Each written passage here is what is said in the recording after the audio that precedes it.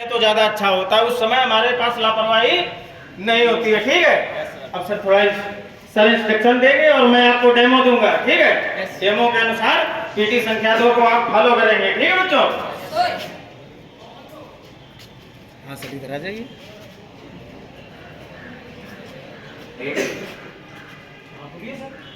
एक, दो, तीन, चार, 5, 6, 7, 8, 8, 7, 6, 5, 4, 3, 2, 1।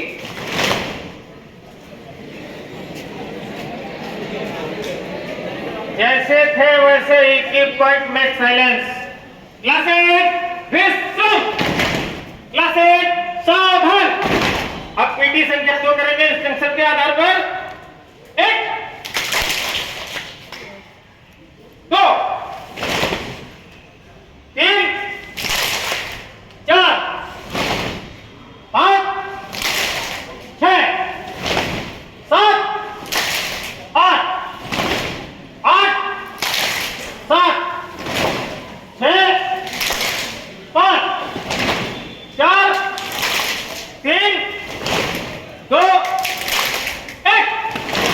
1, 2, 3, 4, 5, 6, 7, 8।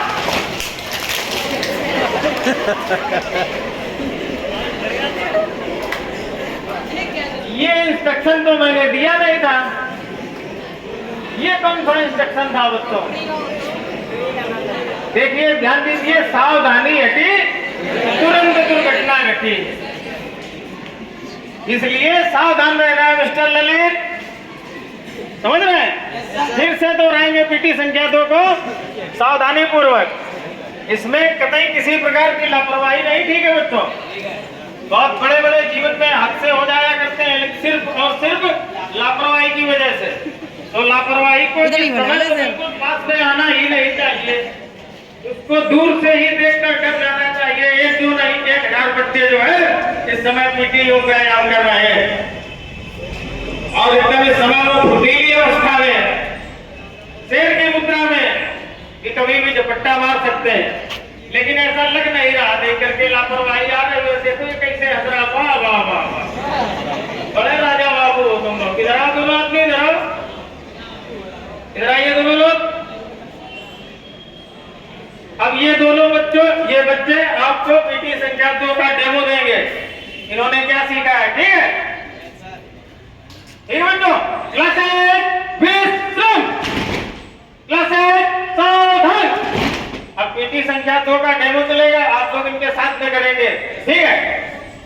1, 2, 3, 4, 5, 6, 7, 8, 8, 7, 6, 5, 4, 3, 2, 1। 1, 2, 3, 4, 5, 6, 7, 8, 8, 7, 6, 5, 4, 3, 2, 1। क्लास 8 विश्राम। अच्छा, ये तितली के पंखों स्वयं के पास होना बहुत जरूरी होता है। अब छुट्टी का समय हो रहा है, कुछ लड़कों को मम्मी के गरम गरम पराठे याद आ रहे होंगे, तो पराठों से भी यही आ जाइए थोड़ी देर के लिए। ये सीख लीजिए, तब घर में एक पराठा और ज्यादा खाएंगे जाकर के। मैं बता रहा हूँ, वादे के साथ कह रहा हूँ आपसे। तो पीटी संख्या 1 को दोहराएंगे बच्चों फिर से। अब पीटी संख्या 1 करी जाएगी पुनः। क्लास 8 विश्राम। विश्राम तो है। बार बार आपको चेतावनी देने के बाद आप लोगों में सुधार नहीं हो पा रहा। ये लापरवाही क्या क्यों नहीं पा रही है पास से?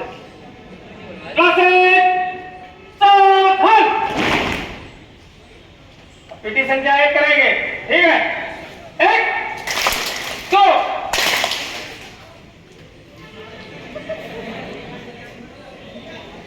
3 4 8 6 7 8 8 7 6 5 4 3 2 1 2 3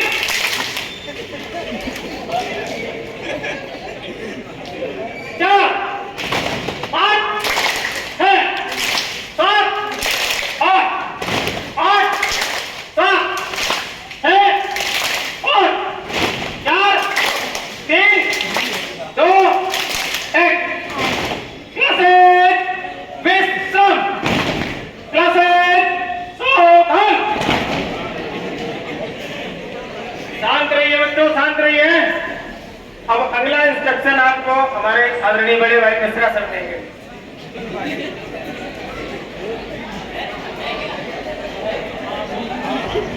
पीटी सब लोगों ने कर ली है।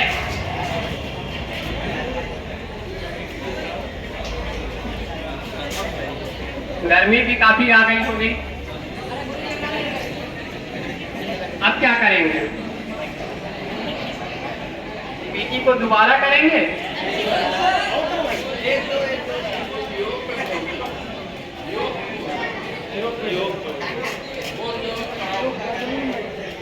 देखिए, योग एक बड़ी चीज होती है और योग का मतलब ही होता है जुड़ना। जब कुछ चीजें जुड़ती हैं अलग अलग तरीके से, अलग अलग परिस्थितियों में, तो वो योग के रूप में आ जाती है। अब योग में जैसे सूर्य की ओर सूर्य नमस्कार लोग करते हैं, सूर्य की ओर होकर के सूर्य को देखते हैं प्रातः काल में, तो सूर्य से आदमी जुड़ जाता है, तो उसे सूर्य की एनर्जी मिल जाती है। प्राणायाम करते हैं, एक मुद्रा में बैठ करके घूम से जुड़ते हैं और घूम से हमें एनर्जी मिलती है। अलग अलग जितने भी आसन हैं, सारे आसन अलग अलग तरीके से किए जाते हैं और इनमें दिखाई दी बहुत अलग अलग है। सब जाके और ले जो सब्सक्राइब करे होना ही होता है, इससे हम किस तरीके से अलग अलग दिशाओं से अलग तरीके से होते हैं। सूर्योदय के समय, सूर्यास्त के समय या से जुड़ना। आप देखते हैं कि आपके वातावरण में जब कोई पौधा बड़ा होता है तो उसके लिए क्या जरूरी होता है? उसके लिए एक जमीन जरूरी होती है, भूमि जरूरी होती है, फिर जल भी उसके लिए आवश्यक है, फिर सूर्य का प्रकाश, वायु और थोड़ी बहुत सूर्य के प्रकाश से उसको गर्मी भी मिलती रहती है। ये चीजें रखती हैं। जिन परिस्थितियों में कोई ये सब चीजें मिल करके ही जो है पौधे को बड़े करती। भूमि भी बहुत जरूरी है क्योंकि वो एक आधार देती है, उसी आधार पर ही आदमी खड़ा हो। आप जितनी पीटी कर रहे हैं ये जमीन पर ही रह करके ही कर सकते हैं, जमीन पर रह करके दौड़ सकते हैं। अगर आपके शरीर को कोई 2 मीटर ऊपर उठा दे तब आप उतना नहीं कर पाएंगे, एक आधार नहीं मिलेगा। भूमि का आधार बहुत जरूरी होता है और ये आपके लिए हर चीज के लिए एक योग का कारक बनता है, जुड़ता है। जो चीज जुड़ेगी वो आपको एक बल देगी और वो आपको उसी दिशा में, अगर आप नियमित रूप से अभ्यास करते रहते हैं तो आपके मानसिक शांति के लिए भी बहुत आवश्यक हो जाती है। शरीर की अलग अलग दशाएं आदमी को अलग अलग रूप में महत्व देती हैं और उसको आप समझिए जितना ज्यादा समझ सकते हैं उसको अलग अलग। अब जैसे आप कहीं बैठे रहेंगे तो एक खास स्थान पर बैठने पर आपके मन में एक तरह के विचार आते हैं, लेकिन दूसरे स्थान पर बैठ जाइए तो दूसरे विचार आते हैं। प्राय आप देखते होंगे कक्षा में टीचर क्या करता है, बच्चे अगर कहीं शैतानी कर रहे हैं तो उनको उठा के दूसरी जगह भेज देता है। दूसरी जगह जब वो चले जाते हैं तो वो शांत हो जाता है। उनकी सारी हरकतें वहाँ खत्म हो जाती है। क्यों? क्योंकि स्थान परिवर्तन में बहुत फर्क पड़ता है। दिशा भी इम्पोर्टेंट है। अगर आपकी ओर चेहरा करके हम बैठे हैं, बोल रहे हैं, तो हमारी बातचीत और जो भी बात होगी वो दूसरी होगी। अगर हम दूसरी तरफ दिशा कर लें, दूसरी ओर चेहरा करके बात करें, तब वो बात नहीं बोल सकते जो आपकी ओर चेहरा करके बात करेंगे। हमारे चेहरे की दिशा, आपके चेहरे की दिशा जिस ओर होगी, आपके सामने जो दिख रहा है उससे उस तरह के विचार पनपते हैं। पढ़ते समय इसीलिए कहते हैं कि ऐसे स्थान पे बैठ के पढ़ना चाहिए जिससे सामने सब खुला हुआ। जब खुला हुआ रहेगा तो खुली हुई चीजें दिमाग में आएंगी, आसानी से आदमी समझ सकता है। दिशा आप जानते ही हैं कि दिशा इजिप्ट में तो कहते ही है कि दिशा जब तक नहीं होगी तब तक जो है उसको हम सही रूप में परिभाषित नहीं कर पाते। जब दिशा देते हैं तब उसका महत्व बनता है, तब उसके परिमाण का भी महत्व बनता है। जैसे एक लोगों ने कहा हथौड़े चलाने से किसी का काम नहीं होता है। काम कब होगा? जब सही जगह पर हथौड़ा गिरे। हथौड़ा सही जगह पर, आप हथौड़ा चलाते रहिए तो आपकी एनर्जी तो वेस्ट होगी, लेकिन कोई काम कब होगा, कोई कील कब घुसेगी? जब हथौड़ा सही जगह पर पड़ेगी। सही जगह पर काम कोई चीज गिरती है तो उसका सही परिणाम मिलता है। अगर सही जगह पर नहीं गिर रही है तो नहीं गिर रही है। ये सही जगह जहाँ हम कह रहे हैं, हमारा मतलब दिशा से ही है।